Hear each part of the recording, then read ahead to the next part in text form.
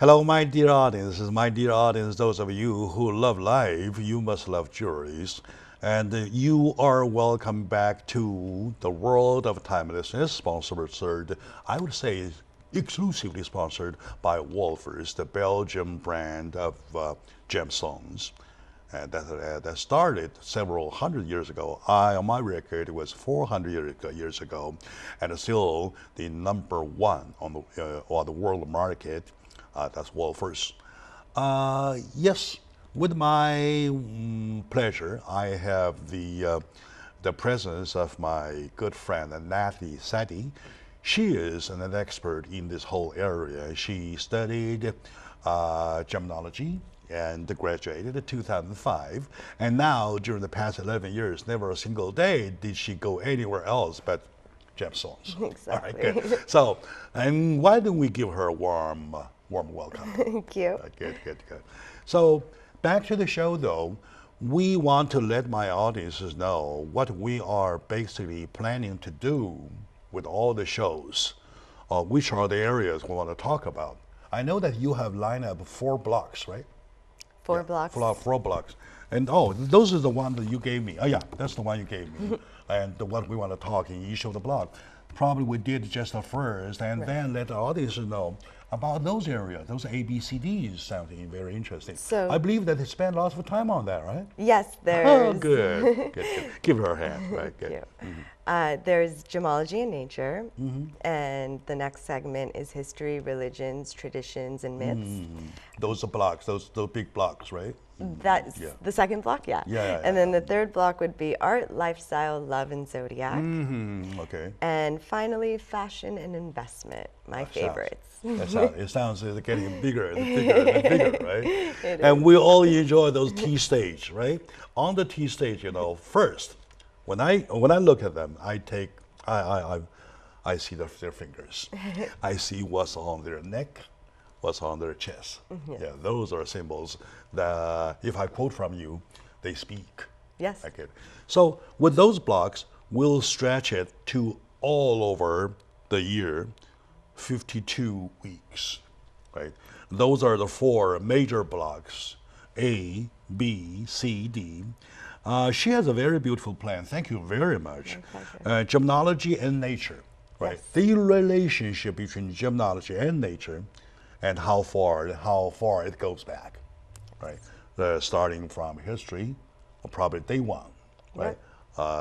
Unfortunately, we don't know the day 1 for history, right? Okay, now, and then we have B, history, religions, traditions, right, and myth. Yeah. Right, and there are lots of myths. That's the part you can do another year about gemstone myth. Right? Exactly. And then we have the art, lifestyle, love, and the zodiac, especially for zodiac. Oh, by the way, I was born in November, though. Right. What is my zodiac symbol? I don't know. Well, it depends on the exact date, but you could be a 25th. Scorpio, I believe. Scorpio. Sagittarius. All right, and no, it's Sagittarius. Sagittarius? Sorry, Okay, mixed anyway. up my S's. So, what is my gemstone? Your birthstone for November. Birthstone, the gemstone, whatever.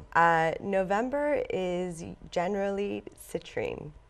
It's a yellow quartz, which is a very precious stone, and it's interesting how they set up the stones for the months of the year, but it varies. And there's other options if you don't like citrine. Well, I'm very sorry. I have to say that can't wait because you got to wait until you get enough money. All right. Anyway, see, I'm just giving an example. Any area of all the 4 big blocks, if you touch, there are going to be zillions of stories to talk about. Yes, absolutely. Zillions of subjects, right, to talk about.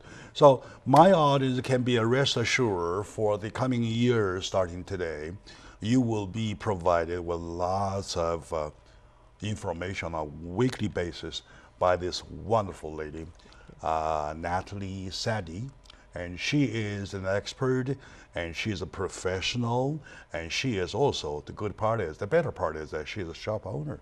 And she is a rich shop owner. Okay, very good. So, with those preparations, which I'm so thankful for, as the warm-up show, what do you want to tell our audiences to prepare? You want them to prepare a note and a pencil while they're watching, or you want them to actually record the show? However they can, better to remember the highlights and details of what we have to cover. There's a lot. I mean, from just diamonds alone, there's the 4 C's, which many men are generally, if you have proposed and bought a ring before, you are very familiar with it. But it is the essence and center stone, pun intended, of pricing and guidelines and knowing where to invest in and where not to invest in. All right, okay. Benighted as I am, I know at least one thing, even with diamonds, all right, you could say there are hundreds of different kind of diamonds, right? The quality, I mean, just referring to the 4 C's, the 4 C's are cut, color, clarity, and carat weight. I see. And then there are ruby. And then there's rubies, sapphires, right? and Sapphire, emeralds. which is the blue one. Sapphire. Yeah, I'm like a baby in this whole area. I'm trying to learn. You have the red one, you have the blue one, you have the transparent one, you have the... Transparent is in the diamond, yeah. Okay, very good. There are other versions, but yes. And then there are colors, different colors, right, in between. In diamonds. In diamonds, yes. I see, all right. So, next thing is that the value. Right? By value, I'm talking about the monetary value, right?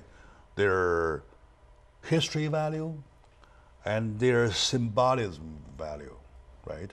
How do you, as a shop owner, as a professional in this whole area, to see them either separated or combined? Well, when I first started my brand, I decided that I was going to keep it at a higher level in the fact that it being everyday jewelry pieces. I wanted to make sure that the diamond quality was top in comparison to what other designers similar to myself carry. So the diamond quality that I carry is GVS1.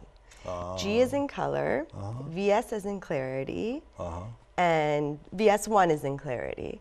And in that sense, when I'm shopping for my diamonds, the dealers that I work with mainly know what I touch and what I don't touch. Oh, I see. And so for me, it's important because I use smaller diamonds to use the higher quality. I see. So for Nana Bijou, it's GVS1 quality all the way, handmade in Los Angeles, California. Yeah, it is quite amazing for a piece of rock, in my eye, which is a rock, right? It can worth for several $100s, several $1,000s, or several mansions. Right? Yes. Several $1 million.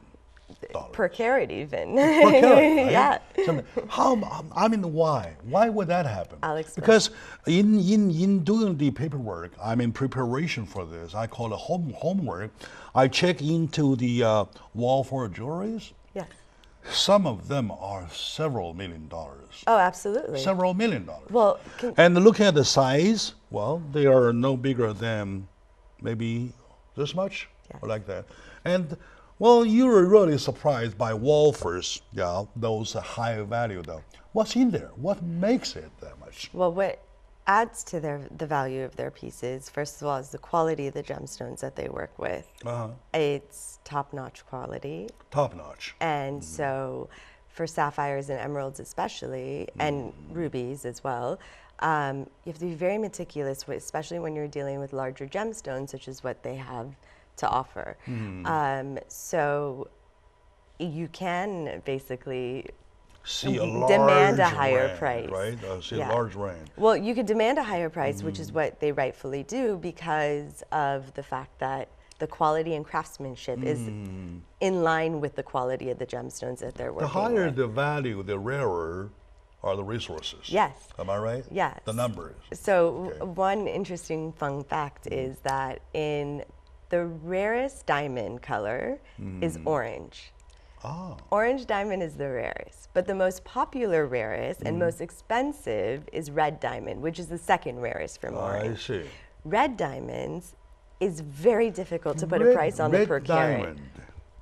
Red diamond, what's the, of course, later when we talk about each area, we will go though. Now I'm just touching base with you about the common interest, right? Of those like often asked questions. Yes. Often asked Q&As, right? Yes. Looking for the A though. Right. So what is different between diamond and red diamond? Well, diamond is, they're both diamonds. They're both At the end, they're both made of carbon under high pressure, and they're made of one mineral, as opposed to sapphires and rubies and emeralds are made of more than one mineral, at least 2 or 3 minerals.